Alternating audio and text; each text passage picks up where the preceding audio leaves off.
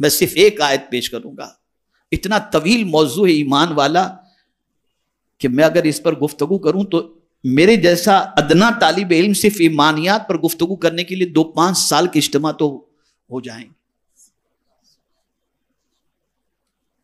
ایک آیت ایمان کے بدولت اللہ عز و جل کیا دولت عطا فرماتا ہے ایمان کی وجہ سے، صرف یہ بتا دوں، صرف ایک.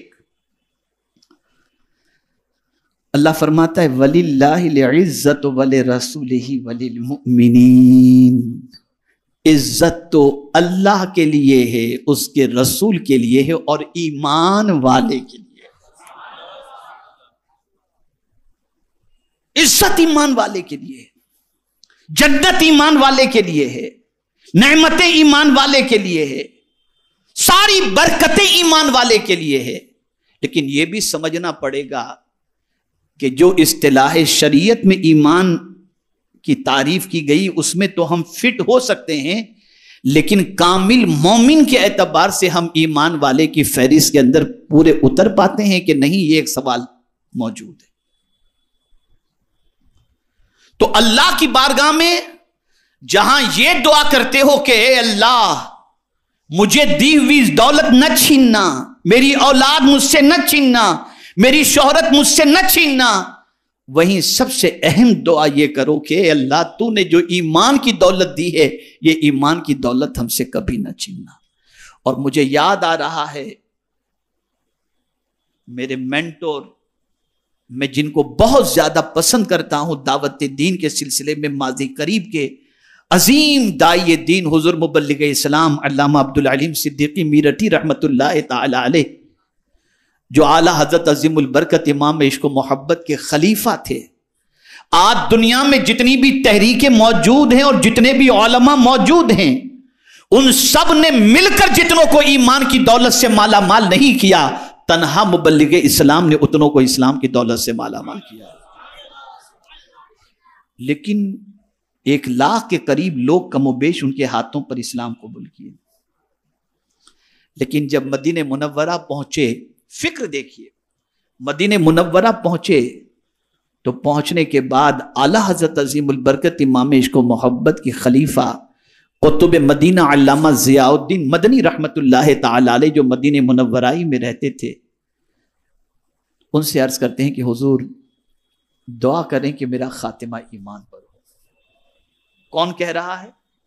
مبلغ اسلام کہہ رہا ہے. کون مبلغ اسلام؟ جن کی زندگی سفیر اسلام بن کر دنیا کے اندر اسلام کی شمع کو روشن قدرے میں گزری. تو قربان جائیے، قطب مدینہ علامہ ضیاء الدین مدنی رحمت اللہ تعالی علیہ نے فرمایا مولانا انشاءاللہ آپ کا خاتمہ ایمان پر ہی ہوگا. تعجب میں پڑ گئے کہ حضور آپ اتنا کانفیڈنس کے ساتھ کیسے کہتے ہیں کہ انشاءاللہ میرا خاتمہ ایمان پر ہوگا. اب جواب سنیے مبلغ اسلام کو قطب مدینہ نے کیا جواب دیا. ارشاد فرمایا جتنے ہزاروں کے سینے کو ایمان کی دولت سے مالا مال کر دیا، اللہ اس کو کب ایمان کی دولت سے محروم کرے گا. کہنے کا مقصد یہ ہے کہ وہ لوگ بھی ڈرتے تھے ایمان کے سلسلے میں، اسی لیے حضور صلی اللہ علیہ وسلم نے ارشاد فرمایا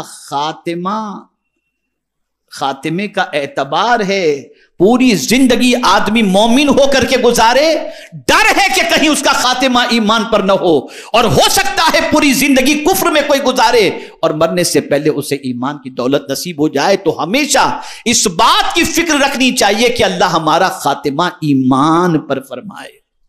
ہم تو ایمان کا فائدہ بھی نہیں جانتے، بس اتنا جانتے ہیں کہ گوشت مچھلی مرغی کھاتے رہے، بس مسلمان ہیں، بس یہی. ایمان کوئی معمولی چیز نہیں ہے، بہت بڑی دولت ہے، بہت بڑی دولت ہے. جس سے یہ دولت مل گئی اسے دونوں جہاں کی نعمتیں نصیب ہو گئیں. تو پہلی چیز ہدایت کی ایک قسم یہ ہے کہ ایمان کی ہدایت، اللہ کسی کو ایمان کی ہدایت عطا فرمائے. دوسری ہدایت کی قسم ہے عبادت کی ہدایت، اللہ کسی کو عبادت کی توفیق عطا فرمائے. بہت سارے بڑے اکڑتے ہیں، بڑے خوش ہوتے ہیں، ارے یار بس دعا کرو مولانا نماز کی توفیق مل جائے، دعا کرو. ویسے اتنا ٹائم کہاں مولانا ملتا ہے، اللہ کا دیا ہوا بہت کچھ ہے، مصروف اتنا رہتا ہوں، بس دعا کرو. اور وہ سمجھتے ہیں بنگلہ ہے، گاڑی ہے، پیسہ ہے، شہرت ہے، عزت ہے، آسائش کا سارا سامان ہے تو گویا اللہ ان پر مہربان ہے. ایک غلط سوچ یہ بھی ہے، وہ یہ سمجھتے ہیں جن کو عبادت کی توفیق نہیں اور یہ ساری چیزیں موجود ہیں ان کے پاس، وہ سمجھتے ہیں کہ ان کو سب کچھ مل گیا، اللہ ان پر مہربان ہے. لیکن یہاں میں آپ کو بتا دوں، جملہ یاد رکھیے گا اور زندگی پر یاد رکھیے گا، اللہ جس بندے کو چاہتا ہے اسے بھی دولت دیتا ہے اور جسے نہیں چاہتا اسے بھی دولت دیتا ہے، لیکن سجدے کی توفیق تو صرف اسی کو دیتا ہے جسے وہ چاہتا ہے. اور یہ عبادت کی ہدایت بہت بڑی ہدایت ہے. جس کو نیکیوں کی توفیق مل گئی سمجھ لیجیے اللہ کا اس پر خصوصی کرم ہے. جسے عبادت کی توفیق مل گئی وہ سمجھ لے کہ اس پر اللہ کا خصوصی کرم ہے کہ اس نے اسے بندگی کا سلیقہ بھی عطا فرمایا اور بندگی کی توفیق. تو ہدایت سے ایک مراد عبادت کی ہدایت بھی ہے، اور ہدایت کے معنی راستہ دکھانا بھی ہے، راستہ چلانا بھی ہے. اور یہاں پر اگر کوئی یہ سمجھے کہ یہاں ہدایت سے مراد پہنچانا ہے، یہاں پہنچانا مراد نہیں، ایصال مراد نہیں ہے. اس لیے کہ جب ایک بار خدا کسی کو پہنچا دیا تو پھر ظاہر سی بات ہے کہ وہ تو پہنچ چکا ہے، پھر اب وہ نہیں. لیکن اللہ عز و جل یہاں راستہ دکھاتا ہے، راستہ چلاتا ہے. ہدایت سے مراد دکھانا بھی اور چلانا بھی ہے، لیکن زیادہ تر اہدنا الصراط المستقیم کے حوالے سے خود اعلیٰ حضرت عظیم البرکت نے جو ترجمہ کیا وہ یہی ہے، اے اللہ ہم کو سیدھے راستے پر چلانے کی بات. اور چل وہی سکتا ہے، غور سے سنیے گا، اس جملے کو یاد رکھیے گا دل و دماغ کے اندر، چل وہی سکتا ہے جسے خدا چلائے، اپنی مرضی سے نہیں. اسی لیے سورہ فاتحہ میں اس دعا سے پہلے مدد مانگنے کا حکم ہے، ایاک نعبد و ایاک نستعین، ہم تیری ہی عبادت کریں اور تیری ہی عبادت کریں اور تجھی سے مدد مانگتے ہیں. اور اس کے بعد اہدنا الصراط المستقیم، مولا تجھ سے مدد مانگ رہے ہیں کہ ہم کو سیدھے راستے پر چلا. اس کی مدد جس کے شامل حال ہوگی وہی سیدھے راستے پر چلے گا، وہی سیدھے راستے پر. اور سیدھے راستے پر چلانا اس کا کام ہے. یہ بھی ایک بڑا تفصیلی موضوع ہے، کون سیدھے راستے پر چل سکتا ہے اور کون سیدھے راستے سے بہک سکتا ہے. قرآنی آیات کا انبار ہے، اس کے اوپر انبار لگا ہوا ہے. کون بھٹک سکتا ہے اور کون سیدھے راستے پر چل سکتا ہے. وہ ساری صفتیں جس سے انسان بہک جاتا ہے اس کا ذکر بھی اللہ نے قرآن میں فرمایا ہے.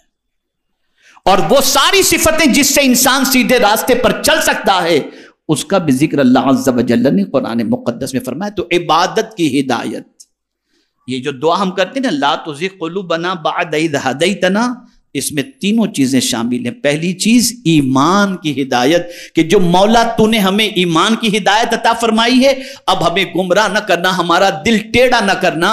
اور یہ بھی مراد ہو سکتا ہے کہ مولا تو نے جو ہمیں عبادت کی ہدایت عطا فرمائی ہے تو ہمارا دل ٹیڑھا نہ کرنا، گمراہ نہ کرنا، یہ عبادت کا ذوق و شوق ہمارا باقی رہے. اور تیسری قسم معاملات کی ہدایت، لین دین، تعلقات، لوگوں سے سلوک، یہ بہت بڑی چیز ہے. معاملاتی زندگی آج اگر مسلمانوں کی دیکھی جائے تو بہت خراب ہے، بہت خراب ہے، بہت خراب ہے.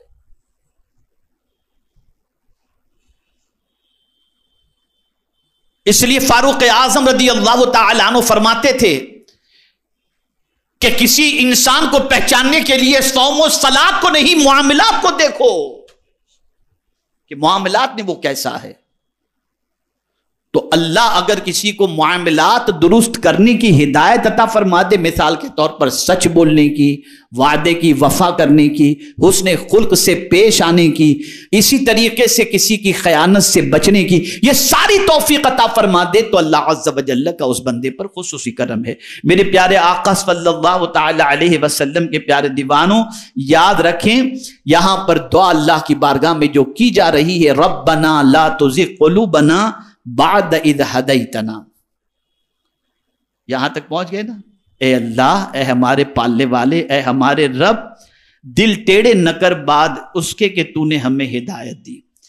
اور پھر کیا دعا کی جاتی ہے؟ وَهَبْ لَنَا مِن لَّدُنْكَ رَحْمَةً، اور ہمیں اپنے پاس سے رحمت، اور ہمیں اپنے پاس سے رحمت عطا فرما۔ مراد یہ حب لنا، ہبا، ہبا کے معنی کیا ہوتا ہے؟ دینا، گفٹ کے معنی میں ہوتا ہے، کسی کو دے دینا۔ دینے کے دو طریقے ہیں یا تین طریقے ہیں۔ کوئی پیسہ دے، آپ اس کے عوض میں کوئی چیز دیں، سمجھ رہے ہیں نا میری بات؟ کوئی پیسہ دے، اس کے عوض میں کوئی چیز آپ دیں، یہ بیع و شرع کے معاملے میں ہو گیا، لینا دینا، لے بھی رہے ہیں دے بھی رہے ہیں۔ لیکن ہبا کے معنی کیا ہوتا ہے جانتے ہیں؟ ہبا کے معنی یہ ہوتا ہے بغیر معاوضے کے کچھ دینا، لینا کچھ بھی نہیں، بغیر کسی معاوضے کے دینا۔ تو بندہ اللہ سے کہہ رہا ہے ربنا ہب لنا من لدنک رحمہ، ہمیں رحمت عطا فرما بغیر معاوضے کے، اس لیے کہ تو رحمان و رحیم ہے۔ اور ایک رحمت بغیر مانگے تھوڑی اس نے دی ہے۔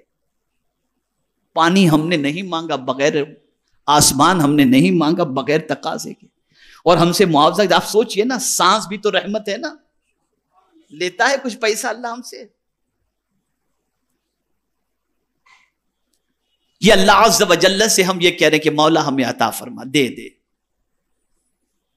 میرے پیارے آقا صلی اللہ تعالی علیہ وسلم کے پیارے دیوانوں، ہمیشہ دعا کے اندر اس چیز کو آپ قرآن کے اس پہلو سے دیکھیں گے۔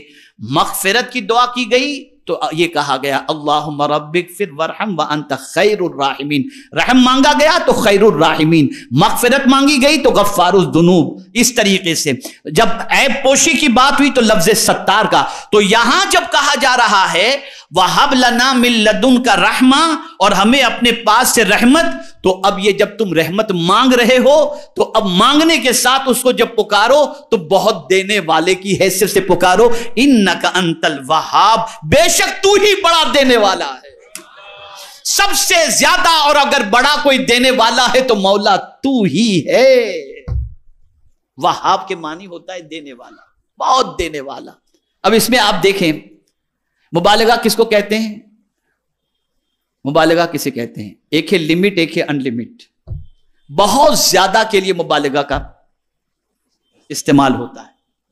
اب یہاں وہاب کہا گیا، یعنی مولا تو تھوڑا دینے والا نہیں، بہت دینے والا ہے، اور ایسا دینے والا ہے کہ بن مانگے دینے والا ہے، بغیر طلب کے دینے والا ہے، اور ایسا دینے والا ہے، ایسا دینے والا ہے کہ تیرے دینے سے تیرے خزانے میں کوئی کمی بھی نہیں آتی، اس لیے کہ ہر دینے والا اپنے خزانے کو دیکھتا ہے، کوئی دولت دیتا ہے، کوئی بھیک دیتا ہے، کوئی مکان دیتا ہے، کوئی کیا دیتا ہے، کوئی کیا دیتا ہے، لیکن اے اللہ تو جو بندہ مانگے وہ سب عطا کرتا ہے، اور تھوڑا نہیں، اس لیے کہ تیری شان یہ ہے وَإِن مِّن شَيْءٍ إِلَّا عِندَنَا خَزَائِنُهُ، اللہ فرماتا ہے ہر چیز کا خزانہ میرے پاس ہے، تم جو مانگو گے میں بہت زیادہ تمہیں عطا کرنے کے لیے تیار۔